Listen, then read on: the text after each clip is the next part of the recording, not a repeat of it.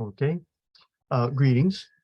This is to be a presentation on John Locke's Epistemology and Metaphysics, where we're going to focus primarily on his causal theory of perception, and then some of the ramifications that has had for later developments in epistemology. So let me begin by sharing my screen.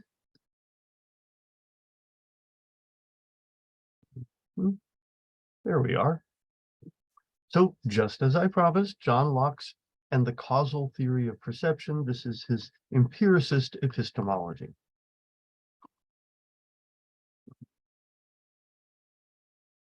There we go.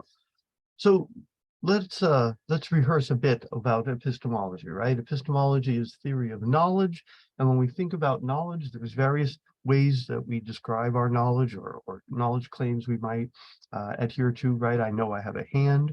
I know that Paris is the capital of France. I know that gold's atomic number is 79. I had to look it up, but now that I did, I know this now. I know that a rook can move horizontally or vertically on a chessboard. I know what a rose smells like. I know how to ride a bike. I know where I live. I even know who I am most days. But notice I've listed here a whole number of knowledge claims, but they seem to be rather importantly distinct from one another, right? I mean, my knowledge that I have a hand is a different kind of knowledge than knowledge that Paris is the capital of France, right? You could perhaps convince me that I'm wrong and Paris isn't the capital of France and I've just been misinformed. But how would you convince me that I don't have a hand? I seem to hold that belief for other reasons than the reasons I hold the belief about Paris. Likewise, gold's atomic number is 79, but that buys into all kinds of theoretical descriptions of the world and the research of others, and it's sort of an epistemically dependent position. I didn't figure that out myself. I'm basically taking it on the word of experts and on their trust in certain physics theories about how to the best ways to describe the world. But notice the next one, right? The rook can move horizontally or vertically on a chessboard. Well, that's kind of curious because if I understand the game of chess, then I understand the rules, and understanding the rules means understanding the game. But this is something we actually literally created, right? What a rose smells like is this experiential kind of knowledge, which I don't know if I could describe in propositions. Even the best description of what a rose smells like is not going to impart the same kind of knowledge to someone who's never smelled a rose. So I might describe it very, very well, very detailed. Although when you think about it, how exactly do you describe the smells of things? But except maybe by reference to other things that they're similar to. But then you're really describing by analogy rather than by proposition. But where I live, notice that seems to be a functional kind of knowledge, right? It means I know how to get home at the end of the day. I know what directions to take, what streets to drive, etc., how far to drive. And who I am, well, that's a rather interesting question. Maybe there are times when I don't quite know who I am. But all of these are really referred to different ways of knowing or kinds of knowledge. Now, modern Western philosophy, and that's what we're concentrating on for the next couple of lectures, has concentrated almost entirely on propositional knowledge. By the way, a propositional belief is a that belief. The belief that. The proposition is what comes after the that. So for instance, if I believe that the earth revolves around the sun, that's a propositional belief, and it's a belief about the proposition the earth revolves around the sun. Or my belief that Tuesday comes after Monday, well, that's a belief about the proposition Tuesdays come after Mondays, or the square root of 4 is 2, that sort of thing. Now, so much emphasis has been placed on propositional knowledge. I think this has led to the impression that all knowledge is propositional and that anything worth knowing can be expressed in propositions. But for reasons I've already stated, I think that's a mistake, right?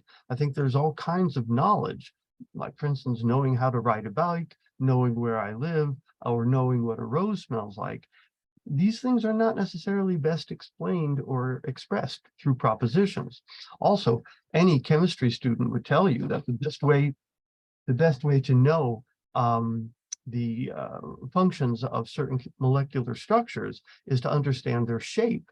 And I might be able to describe the shape of some chemical structures propositionally, verbally, but if it gets at all kind of complicated, our best cognitive access to this, our best knowledge of that information is had visually or perhaps tactily or some combination of both. Now, Plato had argued that knowledge is best understood as true, justified belief. You may recall this from several lectures ago. To say that Jose knows that Mary is guilty of cheating on her quiz is to say, number one, Jose believes that Mary is guilty. Number two, that Mary, in fact, is guilty. It has to be true.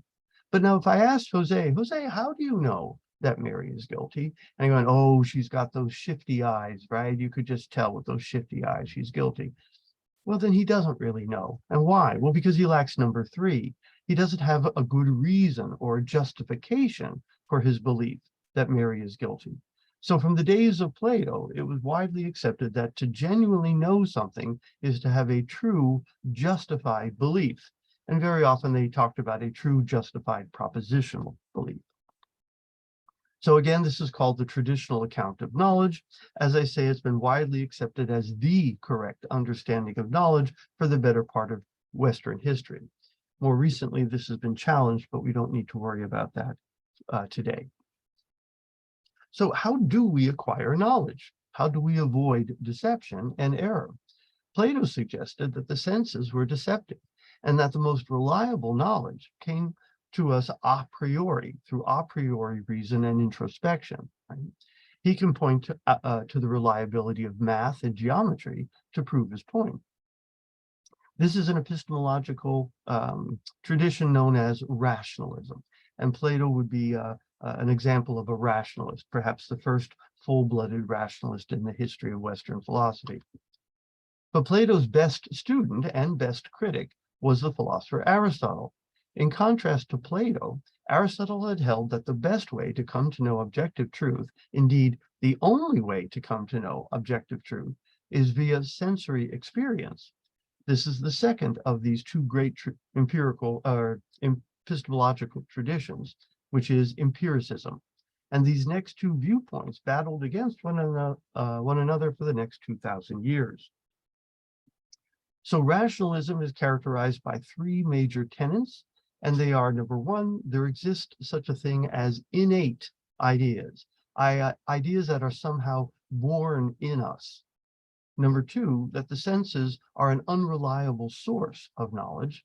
And number three, that the most reliable source of knowledge is our a priori reasoning and introspection. The three major tenets of empiricism deny each of the previous three, right? Number one, they deny the existence of any such thing as innate ideas. Number two, they had a confidence in reason, they had a confidence in the ability of, it should be the senses. I'm misstating the text here, but they thought that the senses are the only way to provide us with genuine, useful knowledge, right? So you can do all the a priori speculation that you want. You're never going to know what color my eyes are without looking at them, right? Or talking to someone who did. And while a priori reason is fine as far as it goes, it's extremely limited with respect to giving us useful knowledge about the world, confined as it is to largely vacuous logical tautologies. So there might be certain things that a priori reason can tell us, like all sisters are siblings, or all vixen are foxes, or all bachelors are unmarried, but these tend to be tautological. They're not particularly useful, right? So they might be a priori true, but they're not particularly interesting or useful claims. So here's a little breakdown now, right? On the one side, you've got rationalism, innate ideas, unreliable senses, and the most reliable means to knowledge is a priori reason. On the other side, you have the empiricists. They deny there's any innate ideas. Senses are reliable. Indeed, they are the only ways to knowledge, and a priori reason is really far too limited to be the source of useful knowledge. Now, when it comes to particular representative philosophers, I think on the one hand, Parmenides, he's a pre-Socratic philosopher, but Parmenides, he's the one that argues for the fact that change is impossible. But if you recall, he argued that change is impossible on a priori logical grounds, not on empirical grounds, but on the basis of his logical a priori arguments. He's suggesting that number one, change is impossible, and number two, our senses are deceiving us because they're telling us that change is happening when in fact it couldn't possibly be happening. All right, so he's sort of a proto-rationalist, right? I think he predates rationalism a bit, but you can see the seeds of rationalism there. Plato is clearly a rationalist, right? We spent some fair amount of time talking about him in this course. St. Augustine, I think, is a rationalist. St. Anselm is a rationalist. And later on, we're going to look at Descartes, who's a modern rationalist. And then two additional philosophers, Spinoza and Leibniz. We won't spend that much time talking about Spinoza and Leibniz in this course. Sometimes I do, but in this particular course, I won't be. Now, on the other side, you have Heraclitus. Heraclitus is the guy that says change is happening all the time, right? He's the one who suggests one cannot step one's foot into the same river twice, because by the time you get your second foot in there, it's all new, right? And frankly, so are you by the time, right? Because we're flowing in an almost exactly the same sense that rivers flow. So he thought that the senses are reliable, and the senses are telling us that Parmenides is nuts and that change is real. But again, he's a pre-Socratic, so I think of him as a proto-empiricist. Aristotle clearly is an empiricist.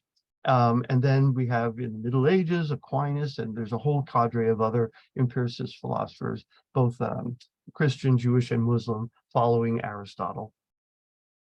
But then more modern, we have John Locke, that's whom we're talking about today, George Berkeley, and David Hume. And we're actually going to spend some time with all three, Locke, Berkeley, and Hume. Over time, empiricism came to dominate philosophy in the United Kingdom and eventually in the United States. It is this tradition, I contend, that has had the greatest influence on contemporary popular thinking about knowledge, truth, and justification in the United States. There are several features of this view that I'd like to highlight, and I ask you to examine. The first of these is the nature of perception. Both Plato and Descartes appealed to the doctrine of innate knowledge, but Aristotle denied that there's any such thing as innate knowledge, asserting instead that nothing is in the mind that wasn't first in the senses. Locke agrees with Aristotle on this point. In an essay concerning in his work, An Essay Concerning Human Understanding, he gives a systematic case against innate ideas and argues for the empiricist doctrine that the senses alone are the sources of knowledge. Empiricists claim that the only way to come to know the world is through the senses. And again, Locke agrees with Aristotle, and for that matter, St. Thomas Aquinas. The quote, I'm repeating myself here, nothing is in the mind that wasn't first in the senses. Right? This was called the peripatetic axiom, and it was offered by Aristotle, who is considered to have established the peripatetic school of Greek philosophy. The Latin, if you're interested, is nihil est in intellectu quod non prius in sensu. So this is Aquinas's rendering of Aristotle's model.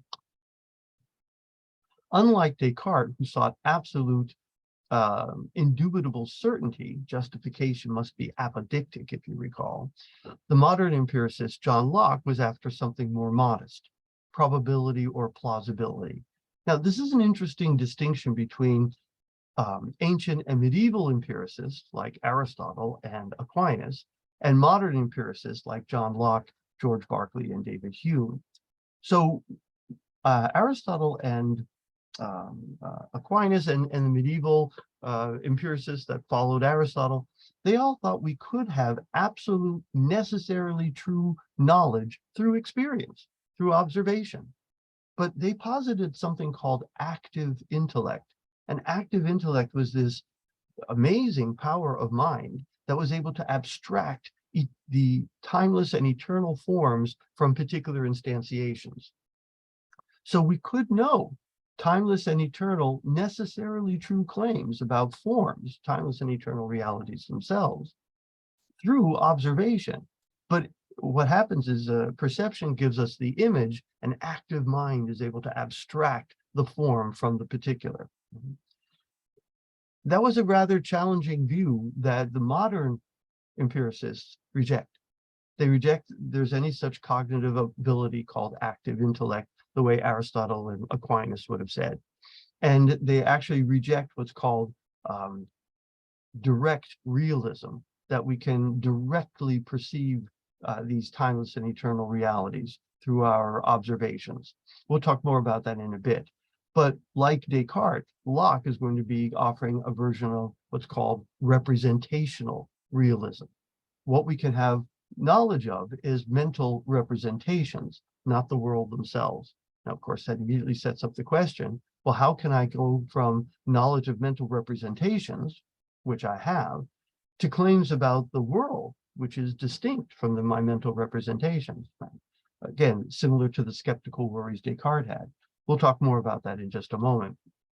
But here I'm only pointing out that, like scientists today, Locke was not looking for beliefs that could be proven beyond a shadow of a doubt, absolute certainty. Rather, he's content to call knowledge those things that we can demonstrate to be true beyond a reasonable doubt. Summary of Locke's case against innate ideas. I'm going to skip through a couple of these, and you can go through the notes if you want to look at them in greater detail. But basically realize he's arguing against the idea of any innate ideas, right? It is an established opinion among some men that there are in the understanding certain innate principles, some primary notions, characters, as it were, stamped upon the mind of man, which the soul receives in its very first being and brings into the world with it. So notice what he's saying is there are some people who believe in innate ideas, ideas that are born in us, that we bring with us into the world. However, Locke argues that we can only perceive, for instance, color through our eyes. So it seems inconsistent to see we have any innate ideas of color. Locke considers those who suggest that there are certain principles, both speculative and practical, universally agreed upon by all mankind.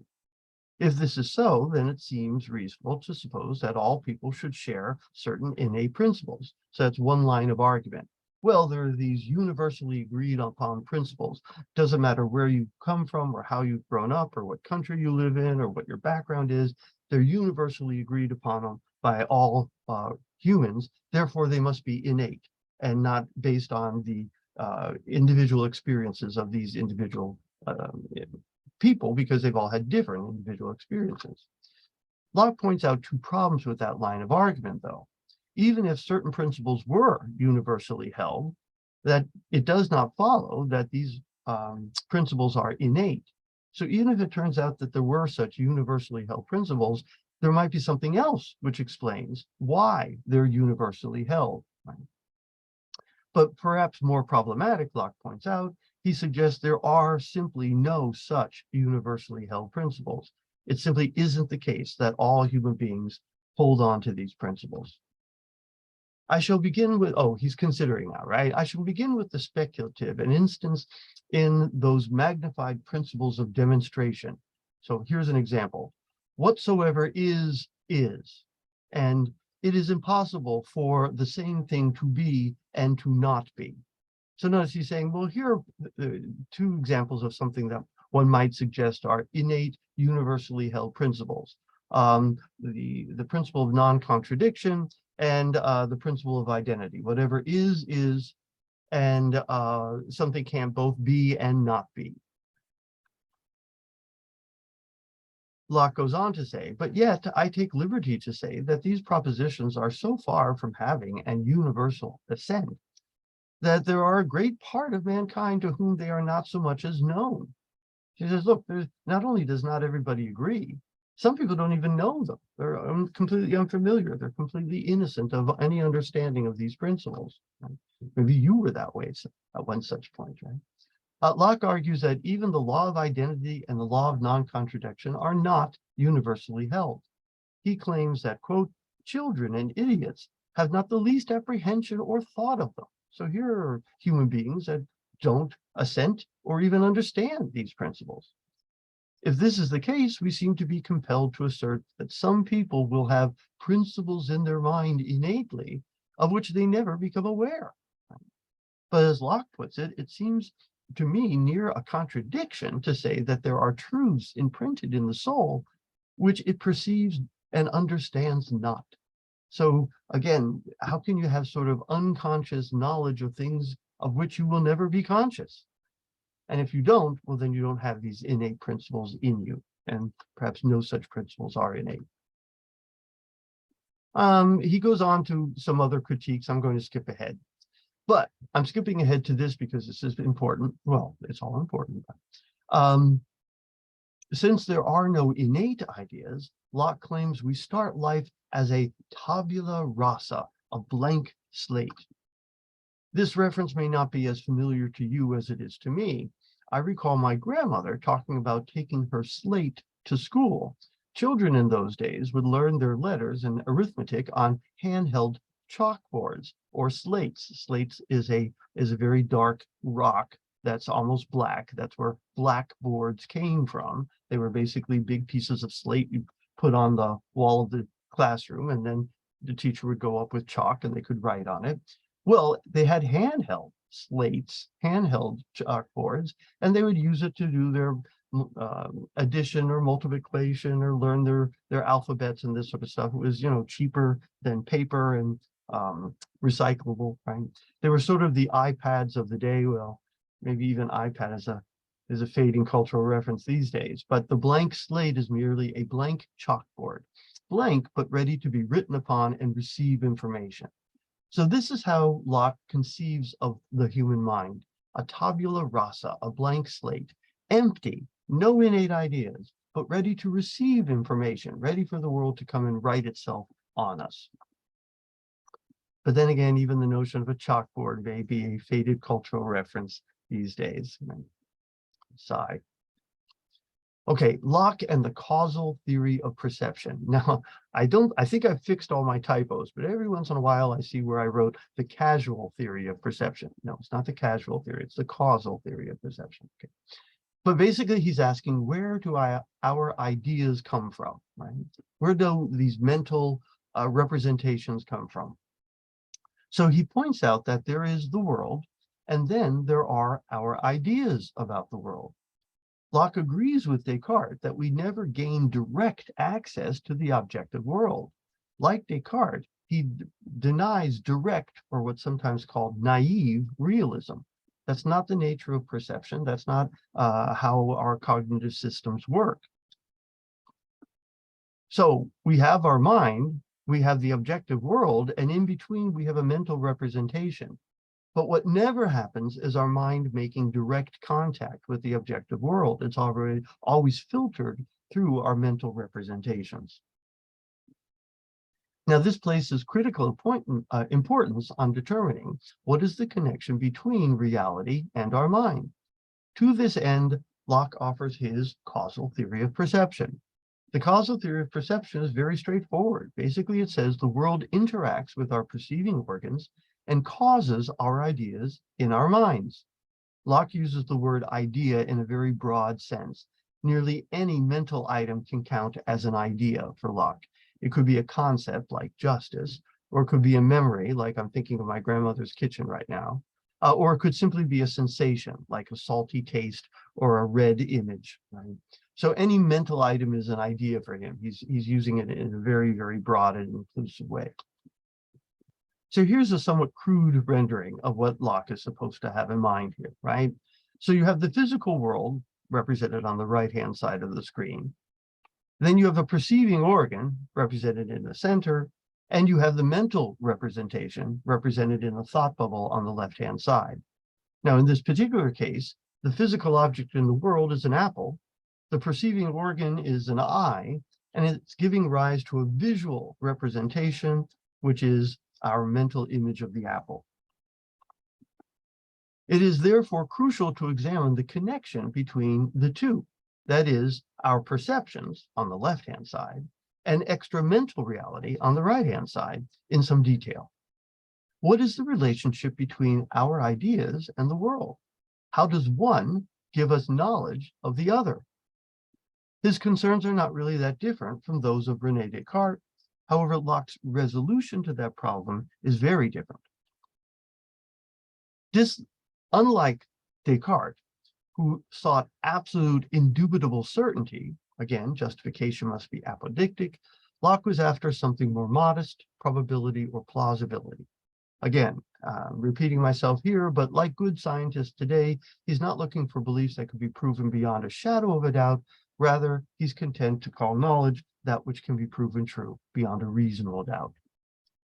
So our mental ideas and extramental reality. Again, Locke is offering a version of representational realism. What the mind has direct access to is the representation of reality, but not a direct apprehension of reality as such. Our perceptions or mental representations are supposed to give us information about the objective, mind-independent world. Thus, it is very important to get a clear idea about our mental content and how we may infer from direct apprehension of our mental content to claims about the objective, mind-independent world. To this end, Locke offers us certain distinctions to sort through the contents of our mind and our perceptions. The first distinction, first, Locke suggests that the world causes our ideas or perceptions of it. Next, he begins to examine these ideas, these mental representations, and what their possible relations to the extramental world could be. He draws several distinctions that he thinks are important to knowing how we can go from immediate knowledge of our mental representations to knowledge of the mind-independent reality. Here's the first distinction we want to be clear on, the distinction between simple and complex ideas. Our ideas, remember he's using it very broadly, come in two varieties according to Locke. Simple ideas are ideas that cannot be broken down into any component parts. They're kind of atomic ideas, if you want to think of it that way. For example, the idea of white would be a simple idea. I cannot explain white to you. I can only show you examples of white and hope you get it. Simple ideas arise from simple sensations. So I have a simple sensation of, say, a white rose or a white piece of paper or a white snowflake. So I have a simple sensation. And from that, one of the elements of that sensation, the whiteness, I now form the idea of white. Now, complex ideas, on the other hand, are ideas that can be broken down into component parts. So they're kind of like molecular ideas, if you want to think of it that way. For example, the idea or perception of a unicorn. Well, I can explain a unicorn to you. I can explain a unicorn. All one has to do is take the idea of a horse and white and a horn and combine them in a certain way. The idea of an apple, again, one's perception or experience of an apple, might include the simple ideas of red, round, sweet, and solid. So you see how he's working there. He's saying simple sensations give rise to simple ideas. Simple ideas come in combinations and complexes, and these complexes of simple ideas become complex ideas in our understanding. Incidentally, this is how Locke could explain how we could think of things that we have never directly perceived and were never, in fact, in our senses. We do so merely by recombining component parts of ideas and objects that we have directly perceived. So notice, remember, he says nothing is in the mind that wasn't first in the senses. Well, Locke, how do you explain unicorns? I have an idea of a unicorn in my mind, but I've never directly perceived a unicorn. I've never sensed a unicorn. Well, of course you haven't, Locke would say, not all at once. You have seen horses, you have seen horns, you have seen white, and you've just recombined them into this new combination. So each element of the unicorn is something that was previously in your senses. Our experience of objects reveals two kinds of, The second important distinction that Locke is going to make now is the distinction between primary and secondary properties. Our experience of objects reveal two kinds of properties, according to Locke: primary properties and secondary properties. Primary properties are properties of objective extramental reality. So they're real mind-independent properties that exist out there in the extramental world. These are qualities of the object independent of who or whether anyone is perceiving the object. Thus, they are independent of perception. So this will make a little more sense going forward, but for the time being, bear with me. We can call them objective properties, right? Because they don't depend on the perceiver in any way. These are the intrinsic features of objects, those that they really have, including things like bulk, figure, texture, and motion of its parts. Right? This is coming from his essay. Since these features are inseparable from the thing, even when it's divided into parts too small for us to perceive, the primary properties are independent of our perception of them. When we do perceive the primary properties of larger objects, Locke believed, our ideas exactly resemble the qualities as they are in the thing. He says, from this we can easily infer that the ideas of primary qualities of bodies resemble them, and their patterns really do exist in the bodies themselves. So he's making 2 points here, right? One is, imagine some bit of, I guess, wood, let's say. I'm just going to make this up, a block of wood, and I cut it in half. And I cut it in half again, and I cut it in half again, and again, and again, and again, and again. At some point, I'm going to cut it into such a fine set of particles that I can't even perceive them anymore. But even though I can't perceive the particles, we know that those particles have a shape, a figure, a location. They're either in motion or they're at rest, even though I'm not perceiving them.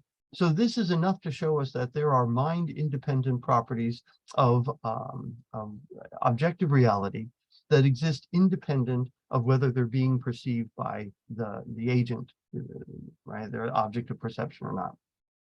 But he goes on to say that in larger objects, like the block of wood in the first place, the shape of that wood that I perceive exactly resembles the shape of that wood as it exists in the block. So when I'm talking about primary properties of my perception, I'm really getting the good stuff. I'm getting the real properties of the real mind-independent world. So this is the reliable source of my knowledge of the world. If that block of wood looks like a perfect cube, then look, it turns out that the actual wood itself is a perfect cube. My mental representation matches the mind-independent world, resembles the mind-independent world. Now, by contrast, secondary properties are not, strictly speaking, properties in the object at all. Rather, they are properties of our peculiar experience of reality, that is, of our perception. These properties only occur in the mind of the perceiver and only at the moment of perception. They endure only as long as the perception endures. Thus, these are perception dependent. Think of the pain you experience when you get a sliver. Well, the pain you experience when you get a sliver is a real thing, but it's in your mind. It's not in the sliver. It's not a property of the sliver, right? It's only a property of your perception of the sliver, right? Or think of that experiment you probably did in middle school, right? Where they have 3 buckets of water, and in the one bucket, it's very, very hot water, not scalding, but very hot, right? And in the other, it's ice water. And in the middle, there's room temperature water. And then you have to put your right hand in the hot water and your left hand in the cold water and hold it there for a little bit. And then you take both hands out and you plunge them into the center bucket that has the room temperature water. And this hand goes, wow, this water is cool. And this hand goes, wow, this water is warm. Well, is the water really warm or is it really cool? According to Locke, neither. Warmth and coolness are not genuine objective properties of the water. Warmth and coolness are only properties of your perception of the water at the time you perceive it. Take both hands out of the water, warm and cool stops happening, right? It's perception dependent. Or another example I often give is, imagine that you were getting ready to come to class, you leave your house in the morning and come to class, right? And you're getting yourself ready and you have a glass of orange juice. and you think how delicious and tasty that orange juice is. It's so sweet and juicy. It's really good. What brand is Tropicana? Oh, I have to remember that. Tropicana, really good orange juice. And then you go and brush your teeth. And while you're brushing your teeth, you're thinking, man, that was good orange juice. I'm going to have another glass of that orange juice, right? So you finish brushing your teeth, you pour yourself another glass, you take a sip. What happened? It doesn't taste the same at all, right? Did the orange juice change? No. Did your perception of the orange juice change? Yes. Did the taste of the orange juice change for you? Absolutely. But what does that show us? It shows us that taste is a secondary property, not a primary property. Taste doesn't happen in the orange juice. It's not a quality of the orange juice. Liquidity is a quality of the orange juice. A fructose content is a quality of orange juice. Taste, sweetness, no. Those are qualities of your perception of the orange juice, and they only occur at the time of the perception under those particular conditions right? Stop tasting the orange juice, sweetness stops happening. Brush your teeth and sweetness stops happening. But, oh, here, I did this one already, so I'm going to move ahead. I did that one. Thus, these are not really qualities in the things themselves. Rather, they evidence powers the object has to produce in us these ideas of colors, sounds, smells, tastes, etc., and the like. In these cases, our ideas do not resemble their causes, which are in fact nothing other than the primary qualities of the thing. What does he mean by that? Well, we've come to, now he wouldn't have known this at the time, but we've come to discover that the sweetness of the orange juice is caused by the orange juice, but it's not by some sweetness in the orange juice, it's by a molecular structure, right? So it's the shape of certain molecules of the orange juice which have the power to cause in us a sweet sensation. Now, the sweet sensation does not resemble the molecular structure, and the molecular structure does not resemble the sweet sensation. There is no resemblance relationship between secondary properties and their causes. That's the point he's making here, right? And in fact, aspartame and sugar cause very similar sensations, despite the fact that the causes, the molecular structures, are quite distinct. Again, the shape of the sugar molecule, for instance, has the power to create in us a sweet sensation. They'll also note it doesn't cause sweet sensations in cats. Sugar molecules do not have the ability to cause sweet sensations in cats. Sugar isn't sweet for cats, or perhaps more accurately, sweetness doesn't happen in cat perception. In these cases, our ideas, sweet, do not resemble their causes, the shape. Again, it is no more impossible to conceive that God should attach such ideas to motion that in no way resemble them than it is that he should attach to the idea or feeling of pain to a motion of a piece of steel dividing our flesh, which in no way resembles the pain. So this is like the sliver example again, right? Which is the object is causing a sensation, but there's no property in the object that resembles that sensation. That's the nature of secondary properties. Since only primary properties are of our perception tell us anything objective about the world, we must be careful to distinguish these from secondary properties. Trying to determine whether an object possesses a secondary property or not, or to what degree, is a waste of time, since it does not and cannot possess that secondary property to any degree. So having that argument with your significant other about whether it's too hot in here or not is a silly waste of time, right? Because hotness is a secondary property, and it might in fact be too hot for your secondary significant other, and not too hot for you. Now, what we could argue about is the temperature. The temperature is one thing. Perceived warmth or hotness or coolness, etc., that's something else. Again, is the soup really too salty or not? Well, that's a silly question, and it would be a waste of time for us to argue about it. But notice what's starting to happen. Locke is starting to direct our attention to certain kinds of questions, quantifiable questions, and direct our attention away from, or at least undercut the importance of other kinds of questions, secondary questions, like whether soup is too salty or whether it's too hot in here, or we might even say whether the painting is really beautiful or not. Two ways to tell the difference between a primary property and a secondary property. But then to avoid such silly questions and to concentrate on the serious ones, that is, to engage in serious inquiry, it is important we distinguish primary and secondary properties of our experience. So here are two ways to know the difference between them. Number one, to change a primary property of an object, you actually have to change the object itself. You have to manipulate the object somehow. But to change a secondary property of the object, you merely need to change the conditions of perception. In other words, go brush your teeth and all of a sudden the taste of the orange juice changes. But you didn't do anything to the orange juice. The second way is primary properties can be experienced by more than one sense, but secondary properties can be experienced by one sense alone. So for instance, I can see the liquidity of the orange juice. I can feel the liquidity of the orange juice. I can maybe even hear it sloshing around. I can hear the liquidity of the orange juice. So I have auditory, tactile, and visual access to liquid state, right? But I can only taste the taste of the orange juice. I can't hear it. I can't see it. I can't touch it, etc. So consider a complex idea of an apple. We'll go back to the apple now.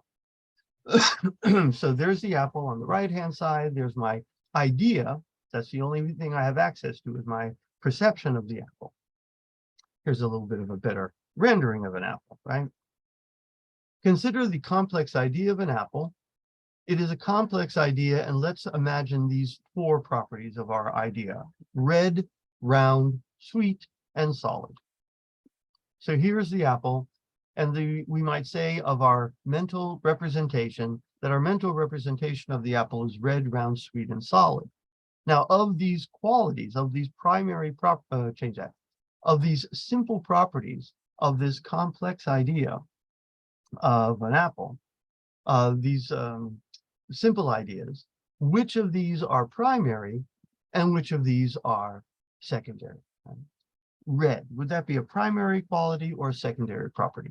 I'll give you a moment, not too long though. Red is primary or secondary? Hopefully you already realized it would be secondary, right? Why? Well, I would no longer see red if you changed the lighting or if I stared at a bright green poster board. Also notice I only have visual access to color. So I don't have multiple sensory access to color. I only have visual access to color. Round would be primary, secondary, or hopefully you said primary. Why? Well, for me to change the shape of that so that it's no longer round, I'd actually have to do something to the apple. I'd have to smash it or cut it in half or something like that.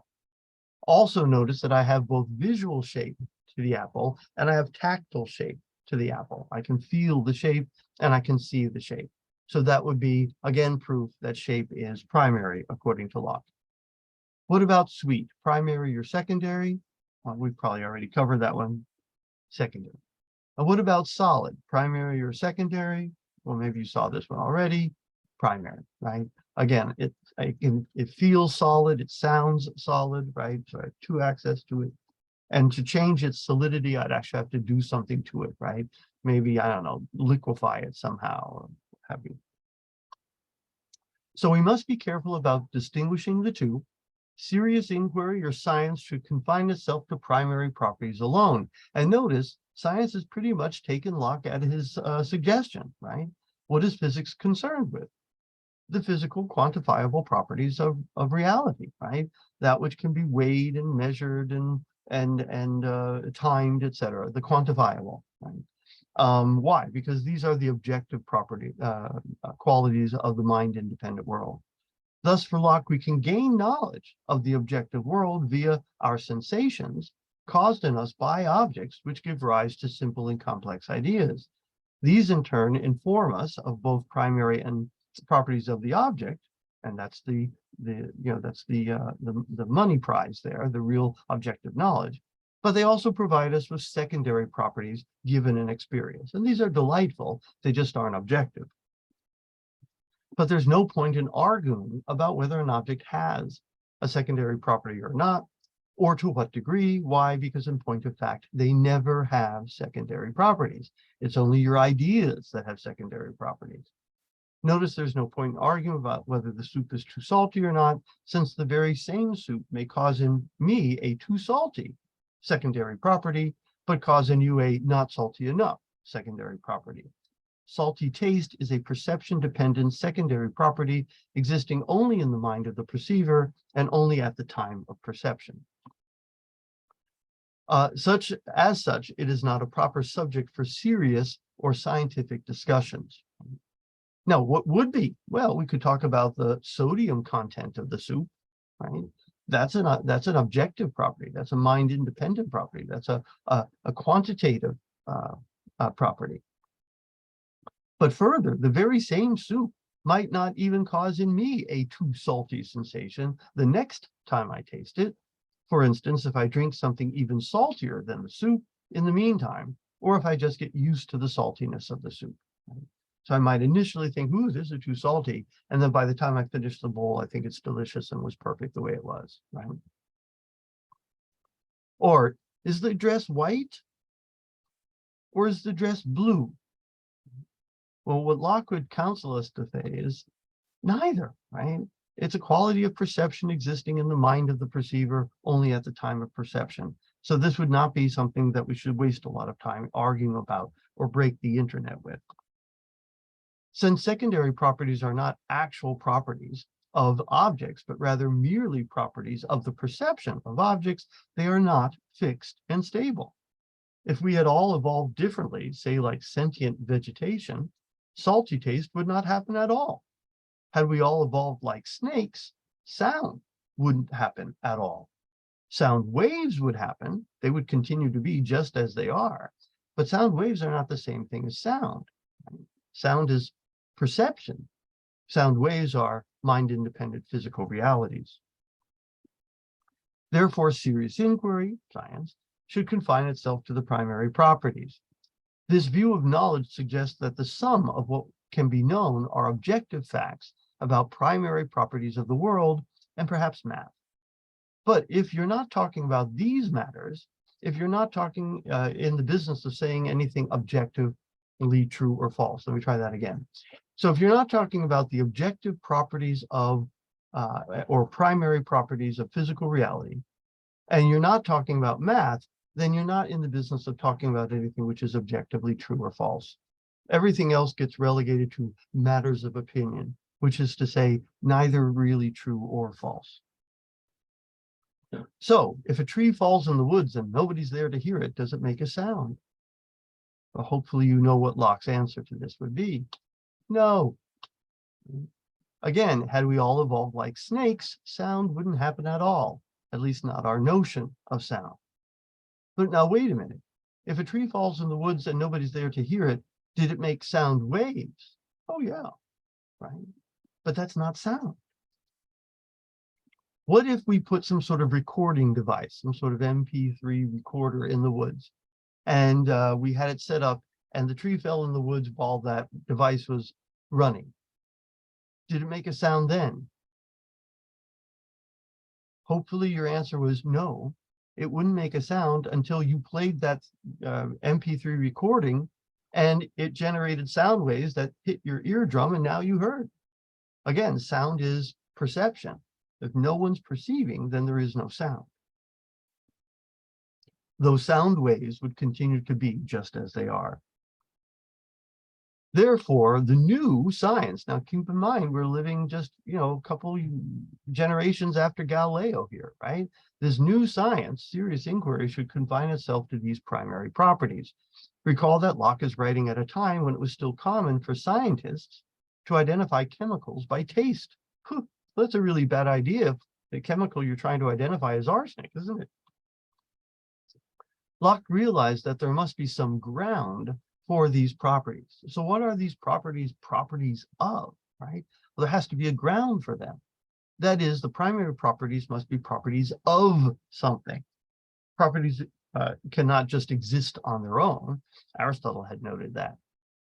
So if the mind-independent apple is really a solid round something, it's a solid round what? What is solid and round? His answer to the primary properties was to say it was a physical substance. That primary properties are properties of physical substance. And he uses this old Aristotelian notion of substance, that of which one predicates. So something is round, something is solid. What is that something? Well, it's a substance, physical substance. But we can know very little about this alleged physical substance since we never directly perceive it. So Locke says we never directly perceive physical substance. We only directly perceive our mental representations.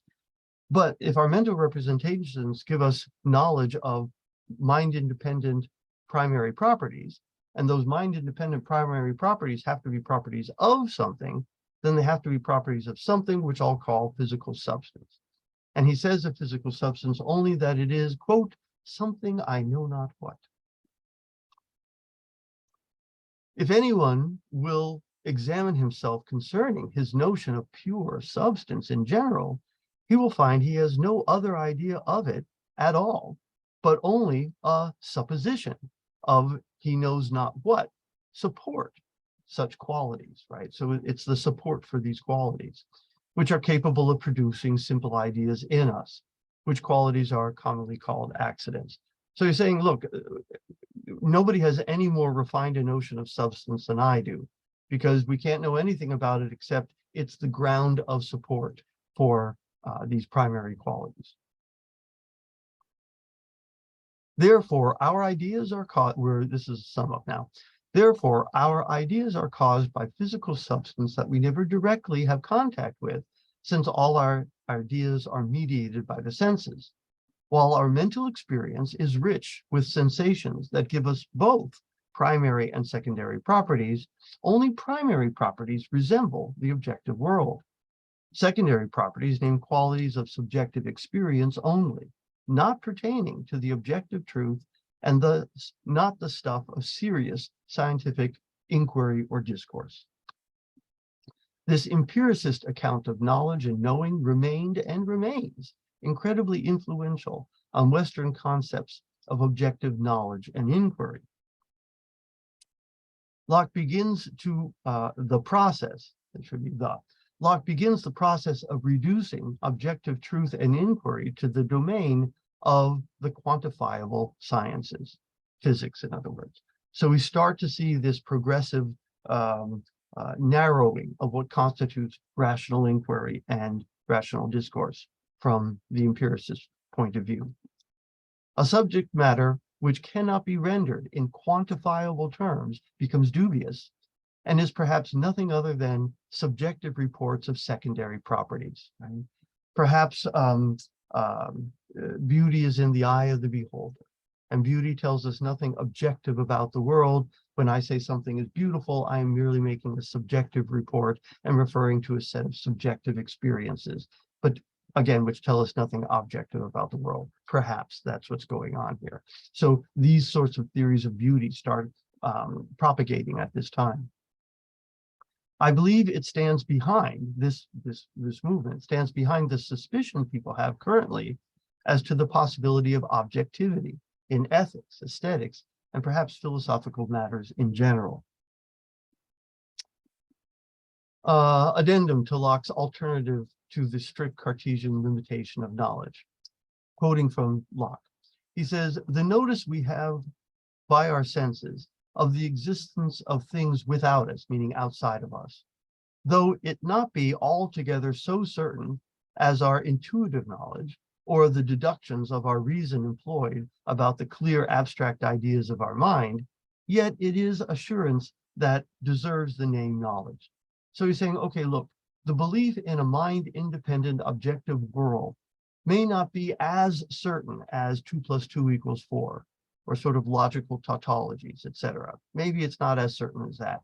Nevertheless, it's an assurance, he says, that deserves the name knowledge. If we persuade ourselves that our faculties act and inform us right concerning the existence of those objects that affect them, it cannot pass for an ill-grounded confidence. For I think nobody can, in earnest, be so skeptical as to be uncertain of the existence of those things which he sees and he feels. So he says, look, does anyone really doubt the existence of mind-independent reality? Descartes, at least for a time, seems to or claims to, but is even he's serious, right? If Descartes were walking across US 1 and a truck was barreling down at him, would he say, now I doubt there's a truck coming down at me? Probably not. At least he can, right. At least he that can doubt so far what he may have with his own thoughts will never have any controversy with me, since he can never be sure I say anything contrary to his own opinion. As to myself, I think God has given me assurance enough of the existence of things without me, outside of me, since by their different applications, I can produce in myself both pleasure and pain, which is one of the great concernments of my present state. So again, he's being very practical here, and he's just saying the kind of Cartesian doubt that Descartes was willing to entertain is simply impractical and somewhat silly. And he says, and besides, he's not talking to me because he can't even be sure I exist. This is certain. The confidence that our faculties do not herein deceive us is the greatest assurance we are capable of concerning the existence of material things. For we cannot act anything but by our faculty, nor talk of knowledge itself, but by the help of those faculties which are fitted to apprehend even what knowledge is. So he's saying, if we're talking about knowledge, we're talking about the deliverance of our perceiving faculty. And then to say, well, but I don't know if I can trust them to give me knowledge. That seems, again, like a false doubt and an impractical worry. But yet, if after all this anyone be so skeptical as to distrust his senses, and to affirm that all we see and hear and feel and taste and think and do during our whole being is but a series of deluded appearance of a long dream, whereof there is no reality, and therefore will question the existence of all things, or of our knowledge of anything, I must desire him to consider that, if all be a dream, then he doth but dream, that he makes the question, and so it is not much matter that a waking man should answer him. But yet, if he pleases, he may dream that I make him this answer, that the certainty of things existing rara naturam, the things of nature, rara naturam, when we have the testimony of our senses, for it is not only as great as our frame can attain to, but as our condition needs. So the last point he's making there is just this. Look, the kind of apodictic certainty that Descartes was after is simply beyond our means. Our frame cannot attain such firm and unquestionable, indubitable knowledge. But it's not what we need. We have everything we need to get on in the world, to practically survive, that our senses deliver as much as we need, and we shouldn't be worried and be looking for more. For our faculties being suited not to the full extent of being, nor to a perfect, clear, comprehensive knowledge of things free from all doubt and scruple, but to the preservation of us in whom they are, and accommodated to the use of life. They serve to our purpose well enough, if they will but give us certain notice of those things which are convenient and inconvenient to us. So as long as they allow us to navigate the world, then they're doing what they're supposed to do, and they're giving us the knowledge we need. For he that sees a candle burning and hath experimented the force of its flame by putting his finger in it, will little doubt that this is something that exists without him, outside him, which does harm him and puts him in great pain, which is an assurance enough when no man requires greater certainty to govern his actions by that which is as certain as his actions themselves. And if our dreamer pleases to try whether the glowing heat of the glass furnace to be barely a wandering imagination in a drowsy man's fancy by putting his hand onto it, he may perhaps be wakened to a certainty greater than he could wish, that this is something more than bare imagination. Well, I'm going to move on now. Okay, so that kind of concludes. He's beaten up on Locke there a little bit. No, I'm sorry, Locke, rather, is beating up on Descartes, right? He's just beating up on him. So anyway, that pretty much concludes my my run-through of Locke's Epistemology and Metaphysics. I hope you found it useful. We'll be moving on to look at Berkeley and ultimately Hume, and you'll see that that they're building on a Lockean framework and developing it further. But we'll save that for another day. It's just preview of coming attractions. Okay. All right. Have a good rest of your day.